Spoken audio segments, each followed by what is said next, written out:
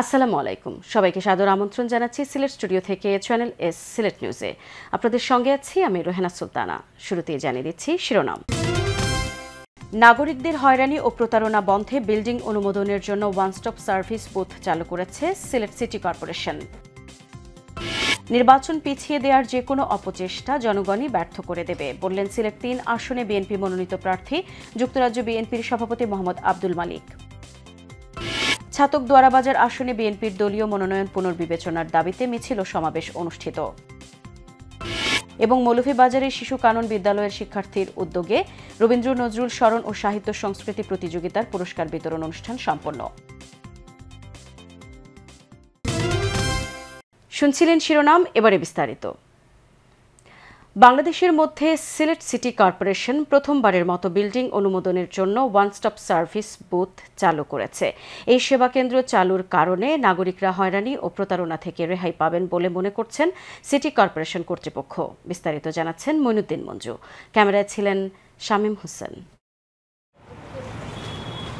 সিলেট নগরীতে নতুন বাসাবাড়ি তৈরি করতে গিয়ে নানা রকম ঝামেলা পোয়াতে হয় নাগরিকদের।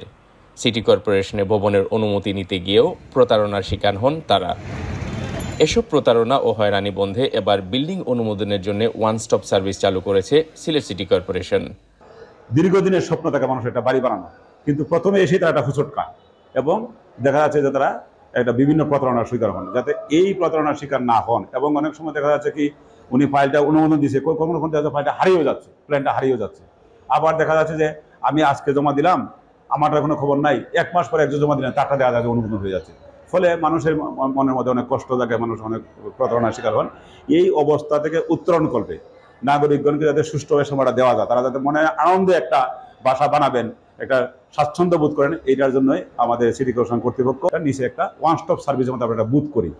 সিটি কর্পোরেশনের উদ্দেশ্যটা হচ্ছে আপনার বিল্ডিং প্ল্যান অনুমোদনের জন্য সাবমিশন থেকে অনুমোদিত ফাইলটা নিয়ে যাওয়াটাকে সহজ করে দেওয়ার জন্য আমরা এই উদ্যোগটা নিয়েছি। এবং আমরা সবাইকে রিকোয়েস্ট করব এবং কম্পেলও করব যে ওই বুথে জমা দিতে হবে, অন্য কারো কাছে জমা দিলেও ওখানে আনাতে হবে, এবং এই বুথের মাধ্যমেই ডেলিভারি হবে।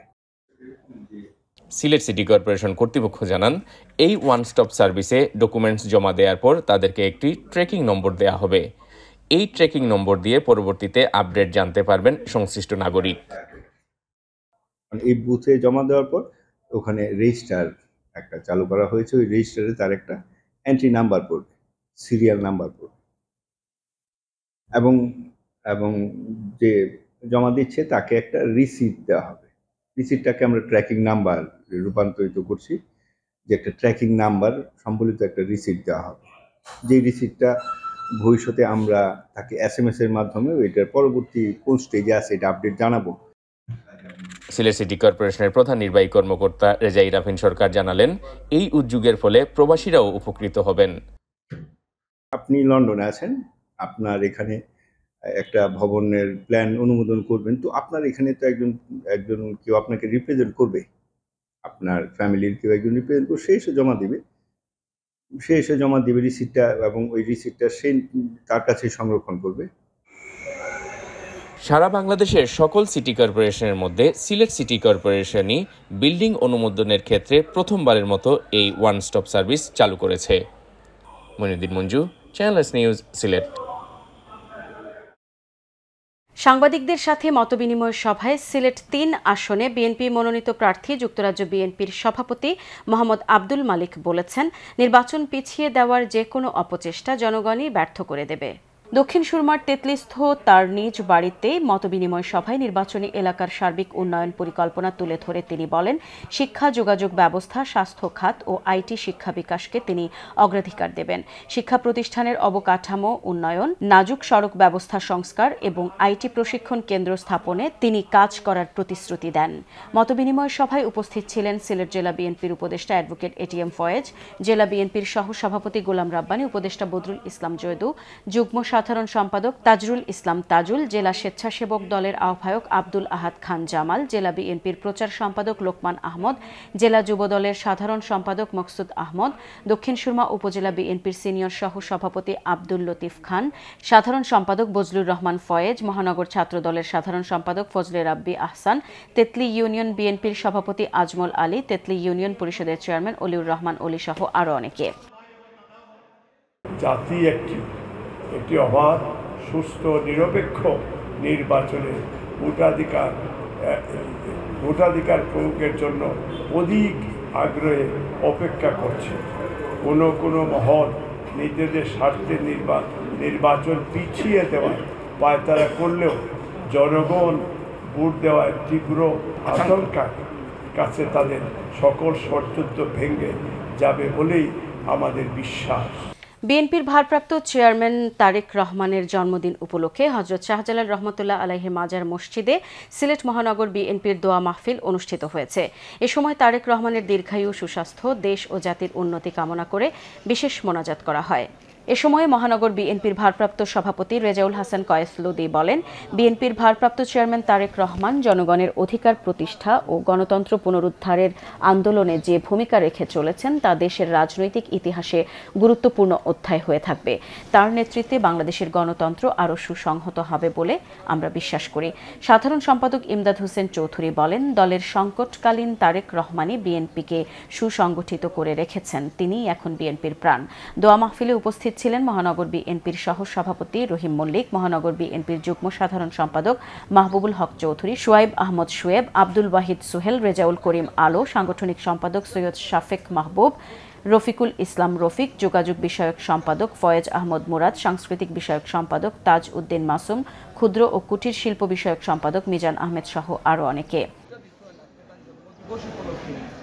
শুধু এই দোয়াটুকুই আল্লাহর কাছে করব, মহান আল্লাহ যেন তাকে সুস্থ রাখেন, ভালো রাখেন এবং অতি দ্রুত বাংলাদেশের মানুষের কাছে ফিরে এসে ভবিষ্যৎ বৈষম্যহীন বাংলাদেশ গড়ার ক্ষেত্রে ওনার বলিষ্ঠ নেতৃত্বের মাধ্যমে আমরা একটি বাসযোগ্য বাংলাদেশ গঠন করব। এটি বাংলাদেশের মানুষের প্রত্যাশা এবং আজকে মহান আল্লাহ রব্বুল আলমিনের কাছে ওনার জন্মদিনেও আমরা সেই প্রার্থনাটুকু করি। আমরা আগামীর যে বাংলাদেশ গড়ার স্বপ্ন আমাদের ভারপ্রাপ্ত চেয়ারম্যান দেখছেন, সেই স্বপ্ন যেন ওনার বাস্তবায়িত করতে পারেন আজকের ওনার জন্মবার্ষিকীতে, এটাই আমাদের মূল লক্ষ্য এবং আল্লাহ পাক যেন আমাদের এই আজকের এই দোয়াটুকু কবুল করেন।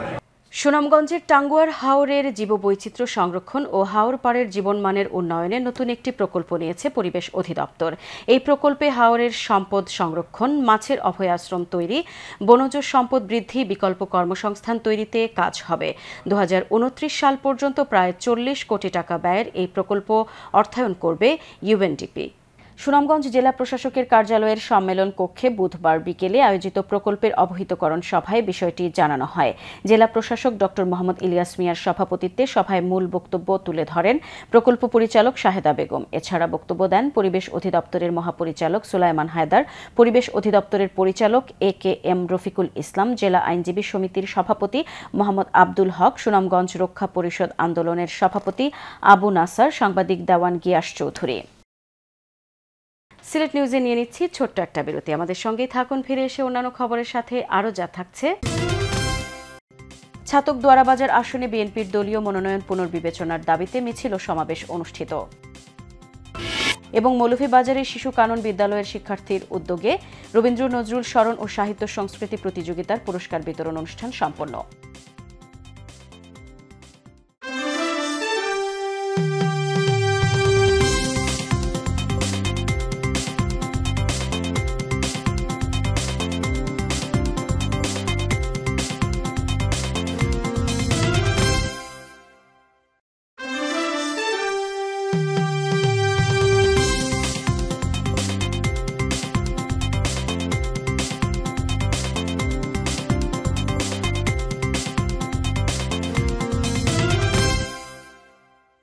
স্বাগত আরেকবার সিলেট স্টুডিও থেকে চ্যানেল এস সিলেট নিউজে।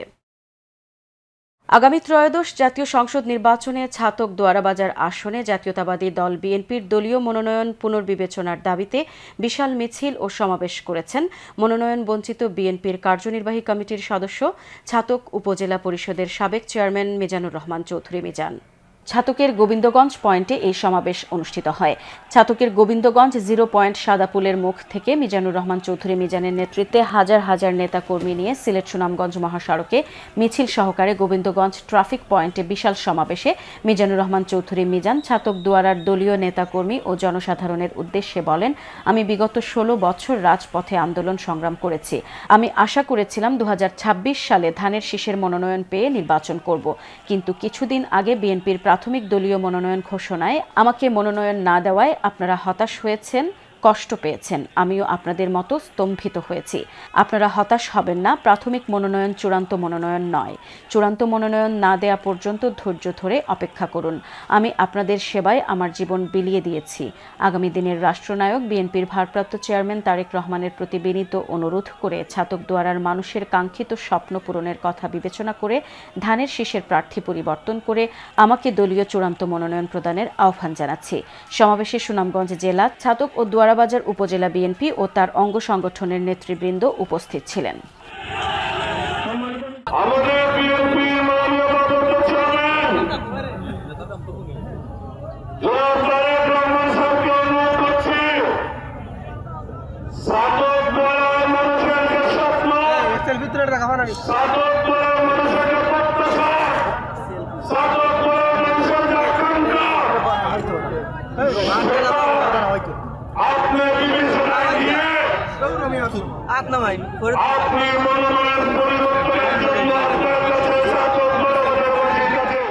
সিলেটের জৈন্তাপুর উপজেলায় জমিয়তে উলামায়ে ইসলাম বাংলাদেশ দরবস্ত ইউনিয়ন শাখার উদ্যোগে এক গণসমাবেশ অনুষ্ঠিত হয়েছে।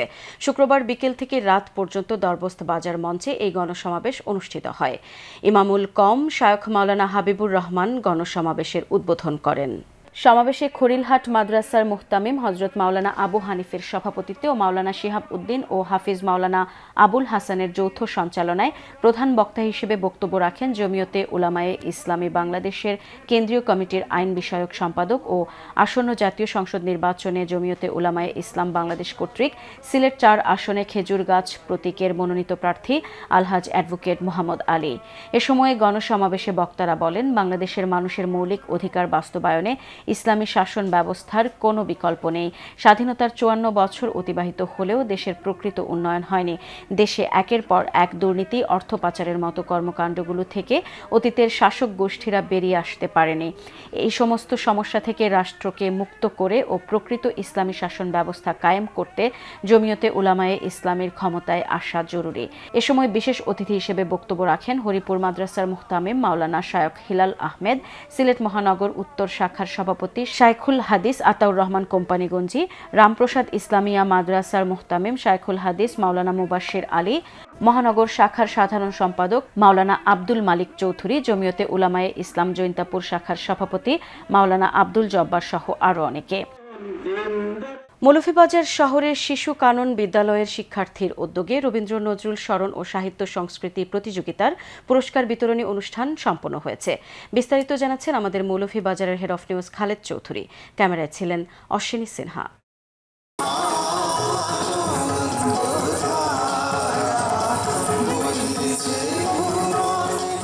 মৌলভীবাজার শহরস্থ শিশু কানন বিদ্যালয়ের শিক্ষার্থীবৃন্দের উদ্যোগে রবীন্দ্র নজরুল স্মরণ ও সাহিত্য সংস্কৃতি প্রতিযোগিতা পুরস্কার বিতরণী অনুষ্ঠান 2025 অনুষ্ঠিত হয়েছে।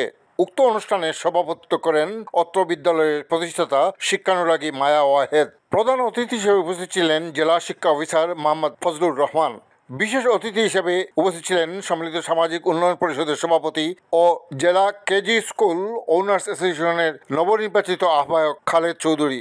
এছাড়া উপস্থিত ছিলেন অত্র বিদ্যালয়ের ম্যানেজিং কমিটির সদস্য বুরহান উদ্দিন, সাংস্কৃতিক ব্যক্তিত্ব পুলককান্তি ধর সহ অত্র বিদ্যালয়ের শিক্ষক মণ্ডলী, শিক্ষার্থীবৃন্দ, অভিভাবক ও এলাকার বিশিষ্টজনরা। বিদ্যালয়ের প্রতিষ্ঠাতা শিক্ষানুরাগী মায়া ওয়াহেদ বলেন, সবার সার্বিক সহযোগিতায় এই প্রতিষ্ঠান আরও এগিয়ে যাবে বলে আশাবাদ ব্যক্ত করেন। শিশুদের নিয়ে আমার প্রাণ, শিশুরা ভবিষ্যৎ, জাতি গড়ে ওঠে শিশুদের উপরে। আমি চাই শিশুরা গড়ে ওঠে। স্কুলটা আমি জায়গা ক্রয় করেছি, জায়গা কিনেছি, আরও কি জায়গা প্রয়োজন, বিল্ডিং বানানো প্রয়োজন। আমি সবার সাহায্য সহযোগিতা চাই যাতে স্কুলটি আরও সুন্দর করে গড়ে তোলা যায়। এই স্কুলটি যাতে আমরা মৌলভীবাজার তথা বাংলাদেশের বুকে একটি শ্রেষ্ঠ স্কুলে রূপান্তরিত করতে পারি। সারাদিনব্যাপী শিক্ষার্থীদের মধ্যে কবিতা আবৃত্তি, গান, নৃত্য ও মঞ্চ নাটকের আয়োজন করা হয়। উপস্থিত অতিথিরা এই অনুষ্ঠানের উত্তরোত্তর সাফল্য কামনা করে বক্তব্য রাখেন।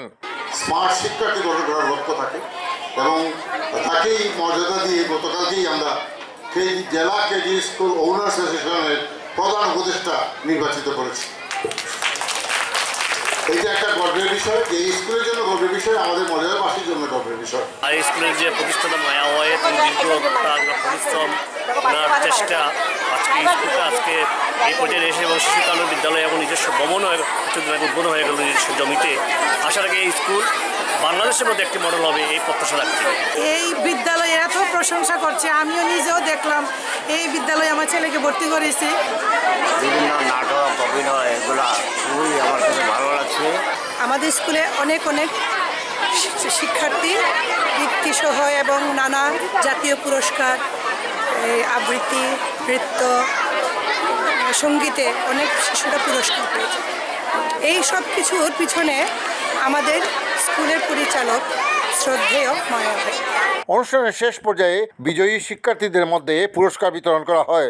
শিক্ষার্থীরা এই অনুষ্ঠানে অংশগ্রহণ করতে পেরে তাদের আবেগঘন অনুভূতি প্রকাশ করেন। আমি এই প্রতিযোগিতায় অংশগ্রহণ করে আমি খুবই খুশি। আমি চাই এই প্রতিযোগিতায় আরো অংশগ্রহণ করতে। অনেক সুন্দর হয়েছে, আমার কাছে অনেক ভালো লেগেছে। এই অনুষ্ঠান যাতে প্রতি বছর হয়। Khaled Chowdhury, channel news, Moulvibazar.